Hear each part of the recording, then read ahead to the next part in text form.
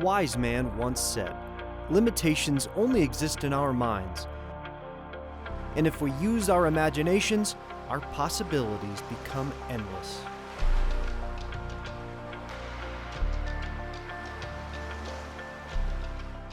Currently, we're about 16 miles off the coast of Rhode Island in the Atlantic Ocean to show you that. The very first offshore wind project in the history of the United States. It was installed by NECA and the IBEW, the Powering America team, construction's finest electricians, by land and by sea. Offshore wind was forever just a dream in America, despite its supreme advantage.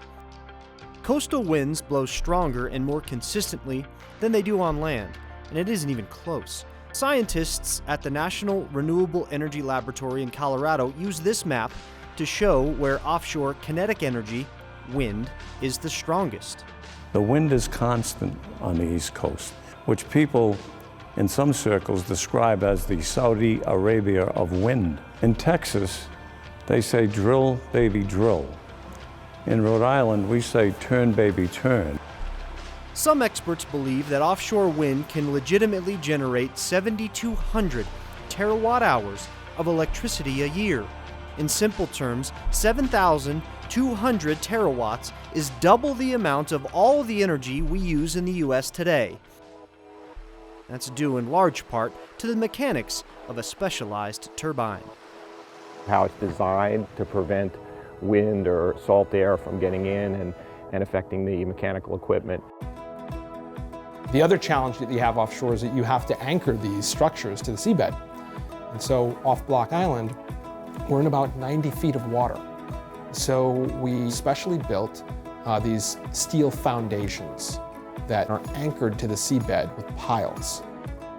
And so that steel structure is then standing over the water, and we then can erect the turbine in the tower, that white tower that you always see, above that steel structure. After which, the cable could be ran to send the generated electricity from the soon-to-be completed turbines back to the island, 30 miles of it, at a gross weight of more than 5 million pounds. That big, heavy cable is then buried in the seabed. It's actually buried about 4 to 6 feet deep.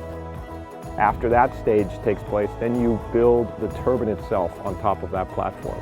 And that's three pieces. You have the towers, you have what's called the nacelle, which is the generator that actually produces the electricity, and then the blades. Throughout the construction process, all eyes, from the energy community to the developers to financiers to the general public, everyone was watching this project, leaving little room, if any, for mistakes. In a project like this, obviously you have to get it right the first time. It's the first project, it's symbolic, all eyes are upon you. So you need to work with professionals like the folks involved with Powering America, work with us collaboratively, and together we can have successes like this. Construction went spectacular. It was a 2-year construction schedule. We started in the summer of 2015. It went very quickly and very well.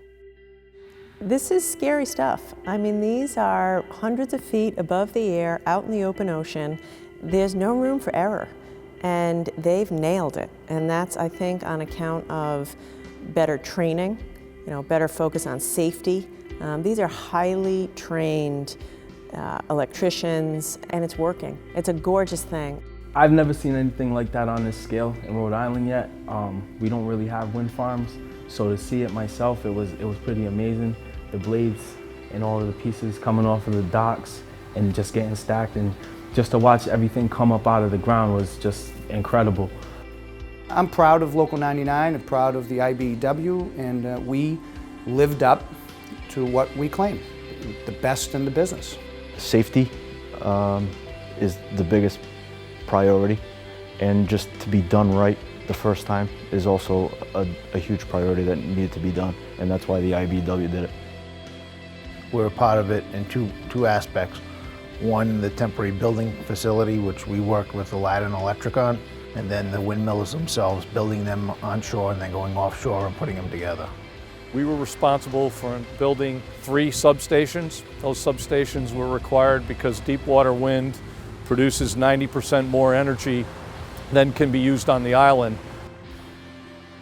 And for me, as the governor, it gives me unbelievable pride in these men and women when I go out there and I see them working.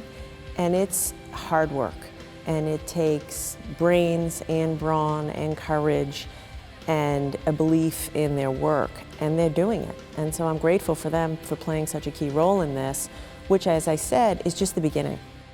The Block Island Wind Farm is now supplying enough power for 17,000 homes, more than is required for the island, and then some. Thanks for your time and attention to this story today. Be sure to check us out on Facebook and Twitter for behind-the-scenes extras and industry information. A big thank you goes out to GE, to the state of Rhode Island, and Governor Gina Raimondo, and everyone at Deepwater Wind for their help and assistance with this story.